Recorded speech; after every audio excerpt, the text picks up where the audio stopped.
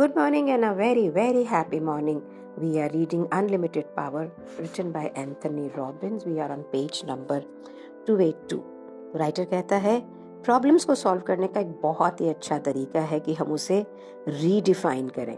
हम ये खोजें कि ऐसे कौन से रास्ते हैं, ऐसी कौन सी चीज़ें हैं जिससे हम एक दूसरे से अग्री करें रादर देन डिसअग्री करें। और एक दूसरा तरीका है कि जो चीज़ों के होने का पैटर्न है उसको हम तोड़ें। हम अपने आप को ना ये देखा कि बिल्कुल एक ही स्टेट में स्टक हो जाते हैं, ये एक ही थॉट बार बार माइंड में आएगी, हमें लगता नहीं कि पता नहीं मैं कुछ भी कर लूँ ऐसा ही होता है। और ऐसी अवस्था के अंदर कैसे होता है मालूम है, ये जैसे डिश वॉशर नहीं होता प्लेट वगैरह धोने का, हम मेंटली सारा टाइम इसी तरह से चीज़ों को धोते रहते हैं, सेम टू सेम, बिल्कुल वैसे ही जैसे कि एक रिकॉर्ड बार बार लूप में प्ले होता चला जाता है। किसी भी ऐसी स्टेट या अवस्था जिसमें कि आप स्टक हो चुके हैं, उसको उस पैटर्न को इंटरप्ट करने के लिए आपको थोड़ा सा नज करना पड़ेगा। तो अगर आप थक चुके हैं ना अपने पुराने स्टाइल से, तो बिल्कुल फ्रेश शुरू करें।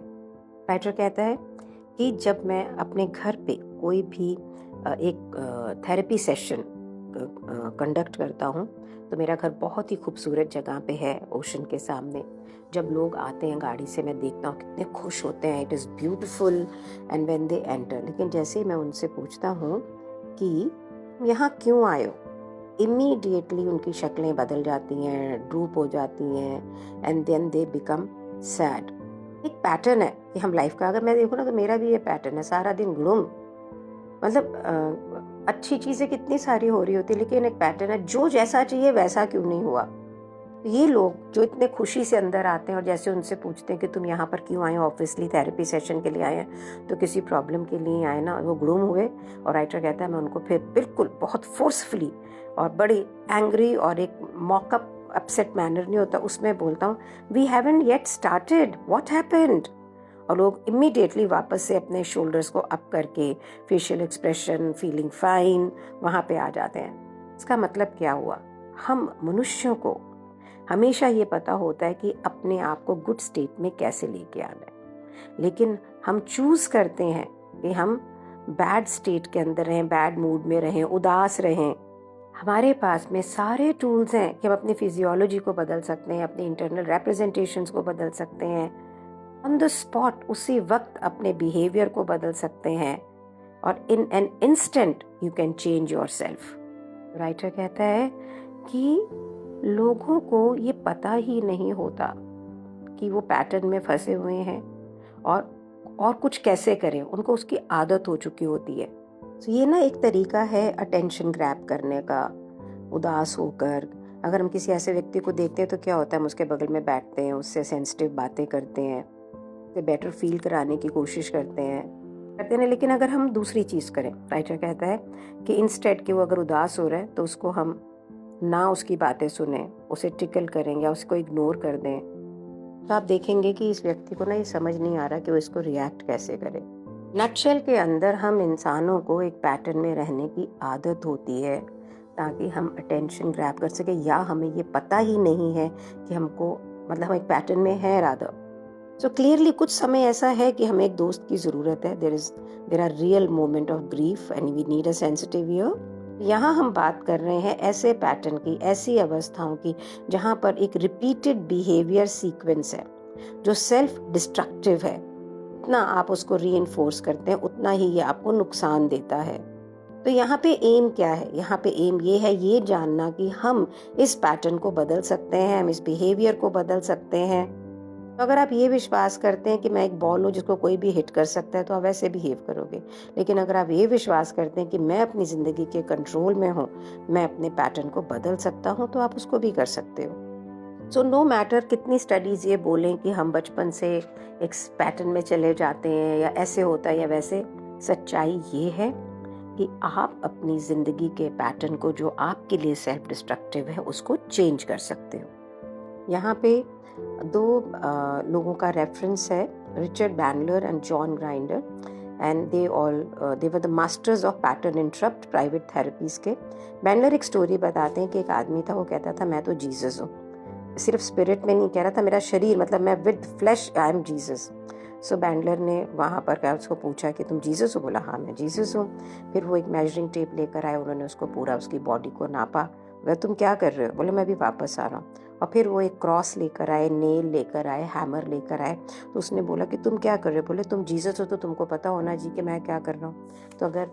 तो उसको ये मालूम पड़ गया, जीसस को आपको मालूम है ना कि नेल्स किए गए थे क्रॉस के ऊपर।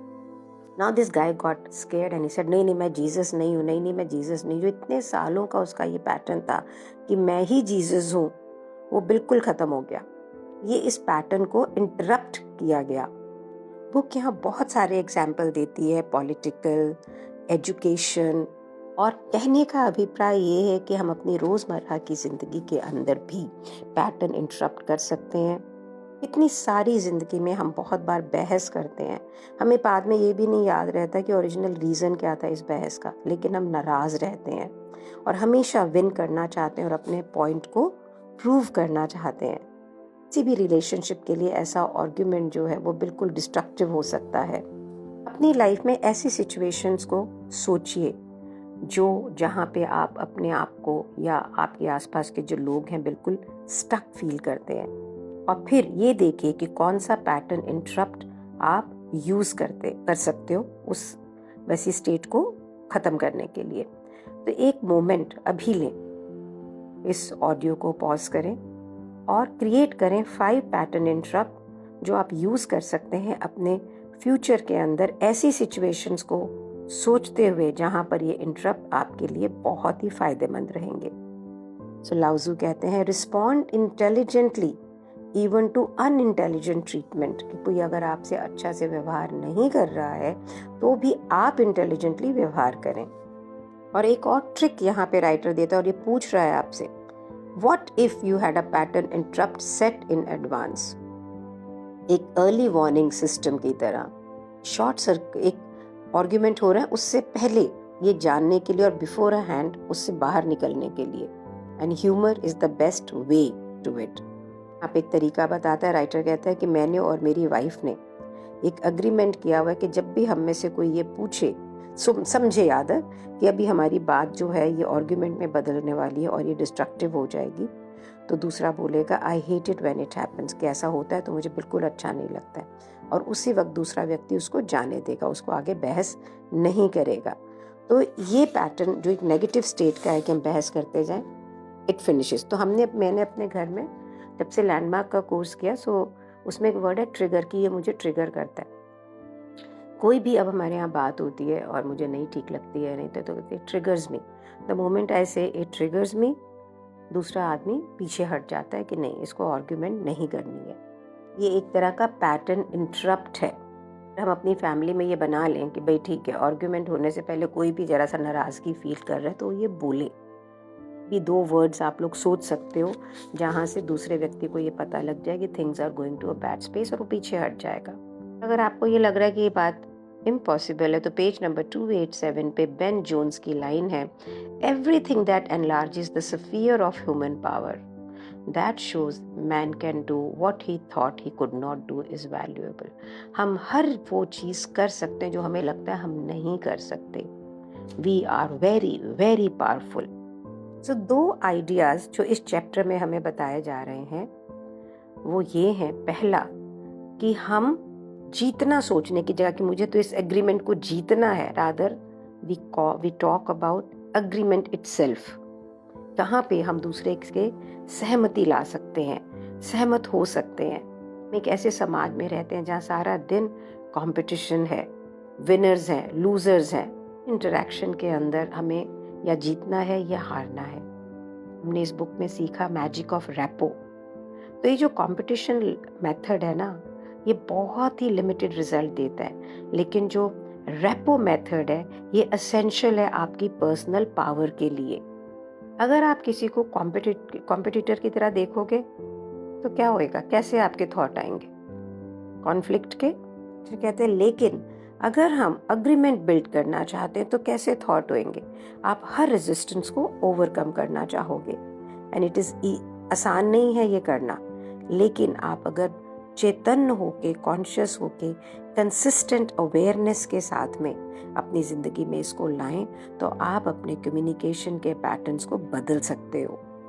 और दूसरी बात ये है कि हमारा जो बिहेवियर का पैटर्न है ना, ऐसा नहीं है कि हमारे ब्रेन के अंदर हमेशा एक कार्व्ड ही रहता है। अगर हम कुछ ऐसा कर रहे हैं जो बार बार रिपीटेडली कर रहे हैं तो ये हमको लिमिट करता है। हम कोई डिजीज नहीं है यहाँ पे, ये एक टेरिबल पैटर्न है जो हमारी लाइफ के अंदर है। मे बी हम कैसे दूसरे से रिलेट करते हैं, इट मे बी कि हम सोचते कैसे हैं। सॉल्यूशन क्या है? Solution is simply to interrupt the pattern. ऐसा आप सोच रहे हैं, कर रहे हैं, उसको इंटरप्ट करें, रोकें और कुछ नया शुरू करें। Human beings are not robot. अगर हमें कुछ ऐसा करते हैं कि जो हमें नहीं अच्छा लगता है, आपको सिर्फ अपनी इस स्टेट को रिकॉग्नाइज करना है, बदलना है। यहाँ पे बाइबल का रेफरेंस देते हुए पेज नंबर 288 पे बुक कहती है, हम एक इंस्टेंट, एक पल में अपने आप को बदल सकते हैं और उस पल में हम वो बन सकते हैं जो हम बनना चाहते हैं। तो कॉमन ग्राउंड क्या है? फ्लेक्सिबिलिटी। तो अगर आप अपनी ज़िंदगी के पजल में, या हम अगर कोई गेम खेल रहे हैं पजल वाली, आपको सॉल्यूशन नहीं मिल सकता है कि अगर आप पीसेस को सेम जगह पे लगाते रहेंगे। आपको ये सॉल्व कैसे करते हो? आप फ्लेक्सिबल होते हो, कहीं कभी यहाँ लगा के देखते हो, कभी यहाँ लगा के देखते हो, है ना। बिल्कुल लाइफ भी एक ऐसी पजल है। You need to adapt, you need to experiment, you need to try something new. जितने फ्लेक्सिबल आप होंगे ना, उतने ऑप्शंस आप क्रिएट कर पाएंगे और उतने ही ज़्यादा दरवाजे आपके लिए खुलेंगे और उतने ही सक्सेसफुल आप होंगे। पता है, कभी कभी मुझे ऐसे लगता है कि यूनिवर्स आपको समझता है और आपसे वैसे ही बात करता है। कल मैं भी एक पैटर्न में स्टक थी, बिल्कुल रोंदू हो रही थी। अजय रिटायर हो गए। मुझे लग रहा था ये मेरी तबीयत ठीक नहीं थी और स्ट्रेस था, मैं बीमार हो गई तो मेरे काम का क्या होगा। एक पैटर्न बन गया है पूरे दिन, मतलब 5-6 दिन से। आज जब मैं इस चैप्टर को पढ़ रही हूँ दोबारा, तो बहुत अच्छा लग रहा है एंड आई एम रियलाइजिंग कि व्हाट आई एम डूइंग। मैं बेचारी शालिनी बोझ के मारी एक पैटर्न बना लिया शायद मैंने कहीं अनकॉन्शियसली अपने अंदर। Why it is me that I have to take care of everything, so many things like that, isn't it. और आज जब मैं इस चैप्टर को पढ़ रही हूँ तो मुझे पता लग रहा है, तो ये जो ऊपर वाला है ना, कहीं पे जो मिस्टीरियस सी पावर है, ये हमेशा आपके साथ होती है। और जो आप सोच रहे होते हैं, जिस अवस्था में होते हैं, आपको आंसर दे रही होती है। क्या हम सुन रहे होते हैं? Thank you so much for being in my life. आपके लिए रिकॉर्ड कर रही हूँ ना, तो मेरे लिए कितना ब्यूटीफुली क्रिएट हो रहा है। Thank you so much for being in my life.